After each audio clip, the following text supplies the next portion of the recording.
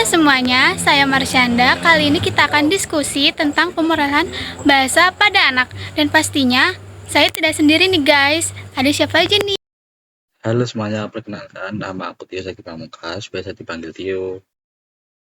Halo, kenalin aku Syafitri Ramadhani, biasa dipanggil Avi. Salam kenal. Halo, perkenalkan nama saya Muhammad Larva. Oke, kali ini kita akan bincang-bincang atau bisa dibilang ngobrol santai tentang pemerahan bahasa pada anak. Oh ya, sebelumnya aku sempat scroll TikTok dan kebetulan muncul di FYP aku. Masa kan ada jebol yang ikat Mana jebol? sih? Itu. Ya, yang Cepol. jebol. Cepol. Jebol. Cepol. Cepol.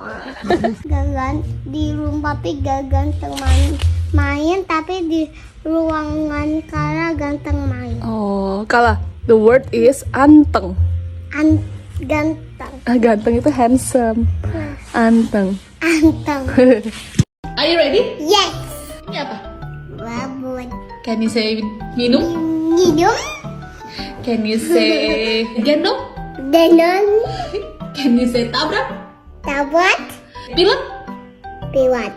Can you say ampun? Aput. Can you say selimut? Simut. Kalau minta selimut gimana? Simut. Can you say mami aja? Mami aja. Can you say gitu aja? Itu aja. Nah, jadi di video ini tuh ada seorang anak yang pemerahan bahasanya itu dia lebih menguasai bahasa Inggris dibandingkan bahasa Indonesia. Ibarat bahasa pertamanya itu bahasa Inggris. Lalu pas anak ini berbicara berbahasa Indonesia, tapi logatnya itu sepertinya beda gitu. Nah, dari contoh kasus ini, kalau menurut Afi sama Naufal, gimana tuh? Jadi kalau pendapatku mungkin ini bisa dibilang kasus bilingual ya, di mana seseorang lebih fasih berbahasa Inggris daripada bahasa Indonesia.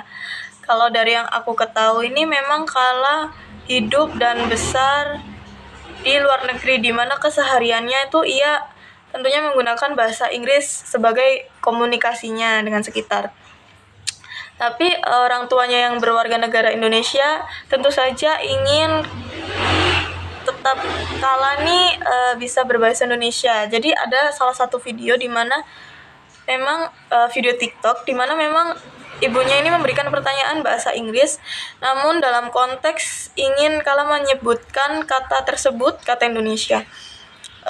Salah satu contoh pertanyaannya tuh can you say minum, seperti itu. Di mana sang ibu tetap ingin mengajari bahasa Indonesia sebagai bahasa ibu untuk Kala.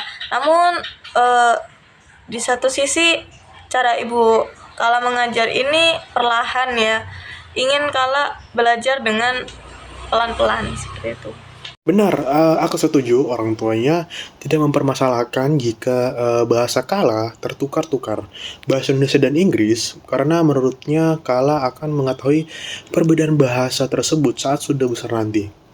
Jadi dia ingin mengajari bahasa Indonesia pada Kala pelan-pelan tanpa takut adanya speak delay. Gitu ya. Dari pendapat kalian sih bener juga.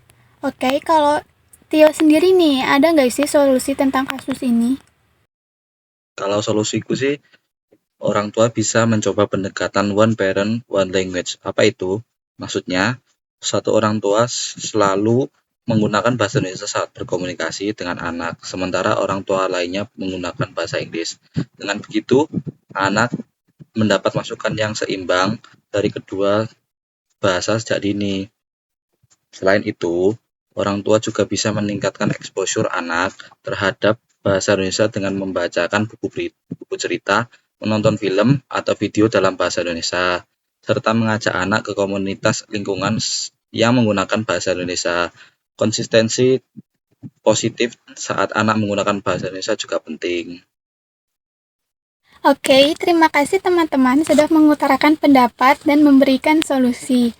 Jadi, di sini aku simpulkan bahwa Kala ini memang hidup di luar negeri sedari kecil dan tentunya bahasa pertamanya adalah bahasa Inggris. Karena orang tuanya berasal dari Indonesia, Sesekali mereka mengajarkan bahasa Indonesia kepada Kala. Dan bisa disebut juga Kala ini bilingual. Orang tuanya pun tidak mempersalahkan, karena menurutnya jika Kala sudah dewasa, Kala dapat membedakan kedua bahasa tersebut. Untuk solusinya, sudah benar dijelaskan oleh Tio dan mungkin dapat dilakukan oleh para orang tua lainnya.